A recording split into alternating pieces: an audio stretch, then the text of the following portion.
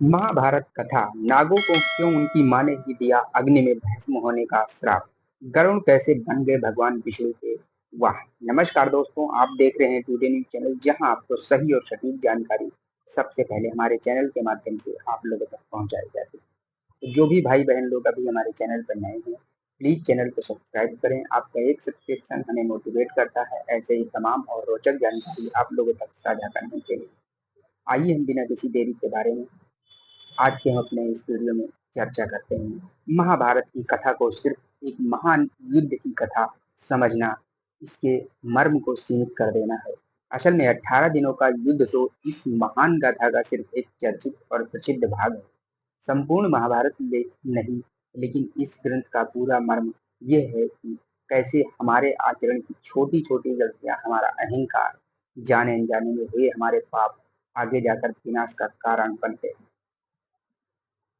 ये सिर्फ एक पीढ़ी या शताब्दी या एक युग की बात नहीं है। कर्म के बंधन में बंधा मनुष्य युगों युगों तक इसके फल को भोगता ही है। ये कथा ये भी बताती है कि मनुष्य अकेला ऐसा प्राणी है जो अपने ही कर्मों से देव भी बन सकता है और दानव भी बन सकता है। इसके यानी इसका कहने का मतलब ये है, मनुष्य अगर अच्छा कर्म करता है तो वो लोगों के नजरों में भगवान के तुल्य होता है, और अगर वो कुकर्म करता है तो वो जनता के समक्ष एक दानव का रूप पेश करता है। लेकिन आखिरी विकल्प उसके ही अपने हाथों में है, अपने ही कर्मों पर निर्भर करता है, चाहे वो मनुष्य बने या दानव। नैमिषारण्य तीर्थ में ऋषियों के जमघट के बीच जब ऋषि उग्र श्रवा ने महाभारत की कथा सुनानी शुरू की, तब ऋषियों ने जिज्ञासा में आकर उनसे कई प्रश्न पूछे। इन प्रश्नों का उत्तर देते हुए कथावाचक उग्र श्रवा सौती ने उन्हें क्रम से सभी घटनाओं की जानकारी दी। धनमेजय के शोक का कारण बताया, सर्वयज्ञ की वजह बताई, सर्पों का जन्म कैसे हुआ और सागर मंथन से उच्च श्रवा घोड़ा कैसे उत्पन्न हुआ। ये सारी कथा कहीं फिर उन्होंने एक और रहस्य की बात कही। सूतनंदन उग्र श्रवा जी ने कहा, समुद्र मंथन से निकला यह उच्च श्रवा घोड़ा नागों के श्राप की वजह, जिससे उन्हें धनमेजय के सर्प यज्ञ में भस्म हो जाना पड़ा। तब ऋषियों ने उनसे प्रश्न किया कि उग्रश्रवा जी, सर्पों को किसने ऐसा श्राप दिया और उच्चश्रवा जैसा दिव्य घोड़ा श्राप की वजह से कैसे बन गया। उग्रश्रवा जी बोले, ऋषियों, मैंने आपको कश्यप ऋषि की दो पत्नियों कद्रु और बिनता के बारे में बताया था। कद्रु ने ऋषि से 1000 नाग पुत्रों का वरदान पाया। बिनता ने 2 शीलवान और बलिष्ठ पुत्र मांगे। समय आने पर कद्रु के गर्भ अंड से 1000 सांप जन्मे, लेकिन बिनता के दोनों अंडे वैसे के वैसे ही बन रहे। तब बिनता ने उत्सुकता में एक अंडा फोड़ दिया, उसमें से एक अविकसित शिशु निकला, जिसका ऊपरी हिस्सा तो बलिष्ठ था, लेकिन पैर पूरी तरह नहीं बन सके। वो शिष्य जन्म लेते ही बड़ा हो गया और आकाश में उड़ते हुए बिंदा को श्रापित कर गया कि जिस सौतिया डाह ने तूने मुझे असमय की जन्म लेने पर मजबूर कर दिया है, तू उसी सौतन की दासी बन जाएगी। फिर शिशु ने कहा कि अगले अंडे के फूटने की प्रतीक्षा करना, क्योंकि यह पुत्र तुम्हें दासी के श्राप से मुक्ति दिलाएगा। समय आने पर बिंदा के दूसरे गर्भ अंड से पक्षी राज गरुड़ का नाम जन्म हुआ। पहला वाला शिशु अरुण कहलाया, जो सूर्योदय के रथ का सारथी है। इस बात को कई दिन बाद बीत गए। एक दिन संध्या के समय दोनों बहनें कद्दू और बिंता टहल रही थी। उसी समय आकाश में उज्जश्रवा घोड़ा दिखा। कद्दू ने बिंता से पूछा, इंद्र के घोड़े उज्जश्रवा का रंग काला है या सफेद। तभी बिंता ने कहा, सफेद है। लेकिन कद्दू अड़ गई और बोली, जरूर ये घोड़ा सफेद है, लेकिन ध्यान से देखो, इसकी पूंछ काली है। बिंता ने कहा, नहीं, ऐसा नहीं है, ये घोड़ा पूर्णिमा का चंद्र की तरह संपूर्ण शुभ्र यानी सफेद है। इस बात का निर्णय करने के लिए कद्रू ने कहा, चलो चलकर देख आते हैं। लेकिन उसने शर्त रख दी कि जो हारेगा उसे दासी बनकर रहना पड़ेगा। अब इस इंद्र के घोड़े उज्जैसरवा की पूंछ का रंग देखने की बात में दोनों बहनों ने बड़े ही आवेश में वो रात गुजारी। दूसरी ओर शर्त जीतने के कद्रू ने अपने 1000 नाग बेटों को बुलाया और उनसे कहा, तुम सुबह से पहले ही जाकर उज्जश्रवा की पूंछ में लिपट जाना, ताकि वो काली लगे और मैं शर्त जीत जाऊं। सर्प जो कि पहले ही अपने अहंकार में किसी का आदर नहीं कर रहे थे, उन्होंने माँ की बात नहीं सुनी और कद्रू को मना कर दिया। तब गुस्से में आई कद्रू ने न जाने किस सोच में ये कह दिया कि तुमसे सबको अग्नि में भस्म हो जाना पड़ेगा। उधर ब्रह्मदेव ने जब इस श्राप को सुना तो वो चकित रह गए। फिर उन्होंने काल चक्र को प्रणाम करते हुए कहा कि ये ठीक ही उच्च, वैसे ही भी सर्प अपने बल के घमंड में बहुत उत्पाती होने लगे थे और फिर भविष्य में इनकी संख्या भी इतनी बढ़ जाएगी कि ये दूसरों को आका अकारण ही पीड़ा देने लगेंगे। ऐसे में यह ठीक ही हुआ, वैसे भी माँ की बात न मानने वाले भस्म हो ही जाते हैं। अब माँ से इस तरह श्रापित होकर सभी सर्पों ने आपस में बैठक की और कहा, माँ को हमने नाराज किया है, इसीलिए उसने ऐसा श्राप दिया है।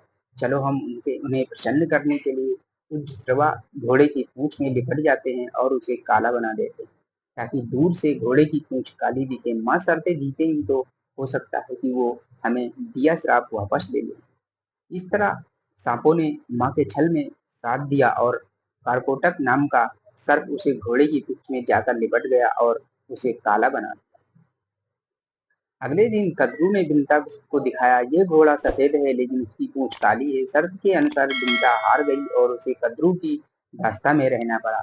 गरुड़ को भी अपनी माँ के साथ उन सब सर्पों की सेवा करनी पड़ती थी। वो उन्हें अपनी बलवान पीठ पर बिठाकर रोमांचक द्वीपों की यात्रा कराते थे। एक दिन गरुड़ ने अपनी माँ से पूछा, माँ तुम्हारा ये बेटा इतना बलवान है, फिर भी तुम्हें इन सबकी दास्ता में रहना पड़ता है।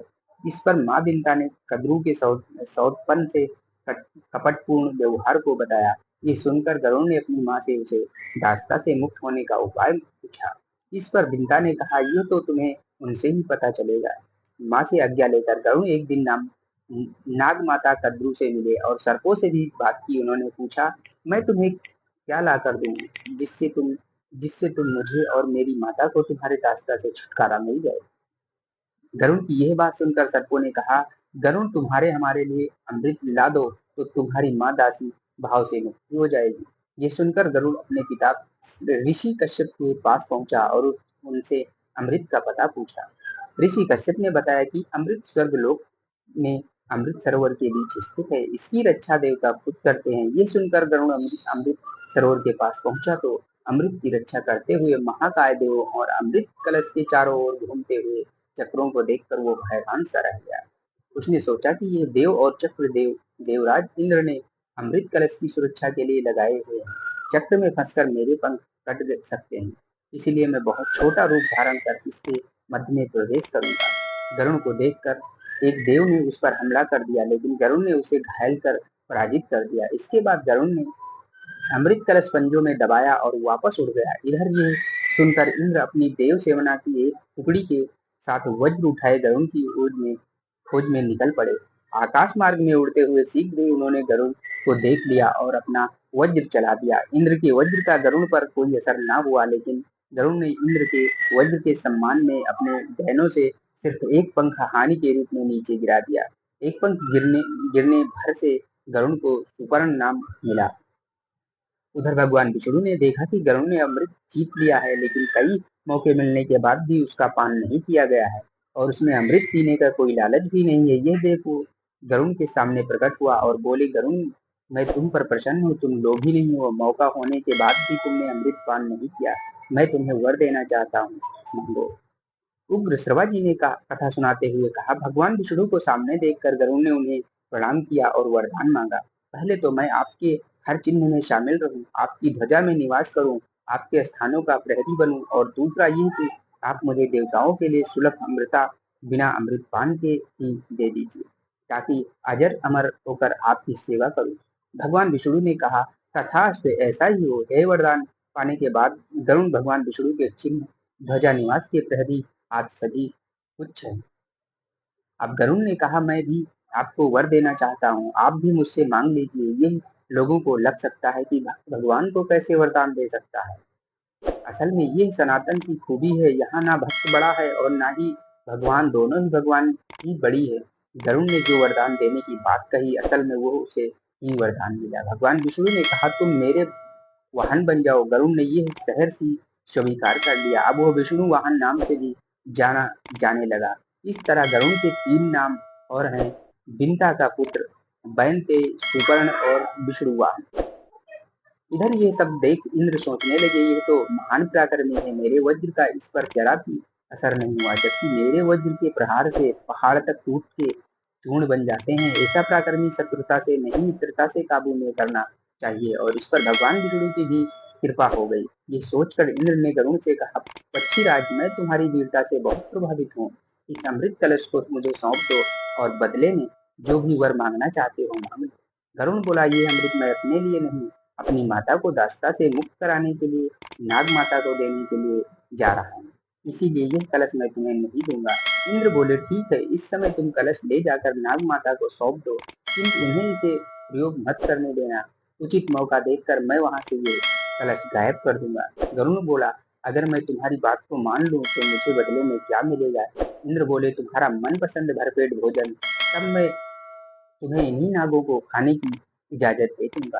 ये सुनकर गरुड़ अमृत कलश लेकर कद्रू के पास पहुंचा और उसके आसन पर रख दिया। इसके बाद वो बोला, माता, अपनी प्रतिज्ञा अनुसार मैं अमृत कलश ले आया हूँ। अब आप अपने वचन से मेरी माता को दास्ता से मुक्त कर दीजिए। कद्रू ने उसी क्षण बिंता को वचन से मुक्त कर दिया और अगली सुबह अमृत नागों को पिलाने का निश्चय कर वहां से चली गई। रात को उचित मौका देखकर इंद्र ने अमृत कलश उठा लिया और वापस स्वर्ग ले गए। दूसरे दिन सुबह नाग जब वहां पहुंचे तो अमृत कलश गायब देखकर दुखी हुए। उन्होंने उस आसन को चाटना शुरू कर दिया कि उसकी जीभ दो हिस्सों में फट गई। तब से सर्पों की जीभ दो भागों में बटी दिखाई देती है। गरुण उधर गरुण के भगवान विष्णु की सेवा में जाते ही देवता भयमुक्त हो गए। ये कथा सुनाकर उग्र श्रवा जी ने ऋषियों से कहा, ऋषिगण, इसीलिए माता के आशीर्वाद को सबसे महान माना गया है। वरदान और श्राप, सृजन और विनाश दोनों ही उसकी गोद में झूलते हैं। नागों ने अपनी माता से अग्नि में भस्म होने का श्राप पाया और समय आने पर उन्हें जन्मेजय के नाग यज्ञ में भस्म होना ही पड़ा। तो दोस्तों, ये था हमारा टुडे न्यूज चैनल के माध्यम से कुछ आप लोगों तक सनातन धर्म से रिलेटेड कुछ अहम जानकारी जो आप लोगों तक अपने इस वीडियो के माध्यम से हमने दिया। अगर आप लोगों को हमारा वीडियो अच्छा लगा हो तो प्लीज हमारे चैनल को सब्सक्राइब करें और इसी तरीके की वीडियो पाने के लिए हमारे बेल आइकन को भी प्रेस करें। मिलते हैं आप लोगों से एक नई वीडियो के साथ। तब तक के लिए जय हिंद, जय भारत, वंदे मातरम।